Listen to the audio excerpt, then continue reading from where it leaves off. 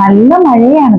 ഇപ്പൊ നമുക്ക് പരിപ്പോട ഉണ്ടാക്കിയാൽ ഇത് വെറും പരിപ്പോടയല്ല, നല്ല സ്പെഷ്യൽ ചിക്കൻ പരിപ്പോടയാണ്. നല്ല ചൂടോടെ ഈ മഴയത്ത് നമുക്ക് ഈ പരിപ്പോടെ കട്ടൻ ചായയും വെച്ചിട്ടുണ്ട്. ഇവിടെ കടലപ്പരിപ്പാണ് എടുത്തേക്കണത്. അത് വെള്ളത്തിൽ കുതിർത്തി അരച്ചു വെച്ചിട്ടുണ്ട്. അതായത് നമ്മൾ ശരിയായിട്ട് വേണം നമ്മൾ അരച്ചെടുക്കാൻ. ഇങ്ങനെ കഷ്ണങ്ങളും വേണം. ചിക്കൻ ഞാൻ മിക്സ് ചെയ്ത് വെച്ചിട്ടുണ്ട്. മിക്സിയിലിട്ടൊന്ന് കറക്കിയെടുത്തതാണ്. അത് നമുക്ക് ഇതിൽ ഇടാം. സ്പ്രിംഗ് ഓണിയൻ കട്ട് ചെയ്ത് വെച്ചിട്ടുണ്ട്.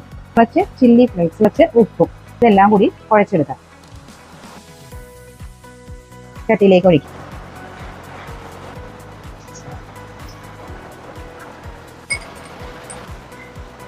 പുറത്ത് പോയിരുന്ന് കഴിക്കാം.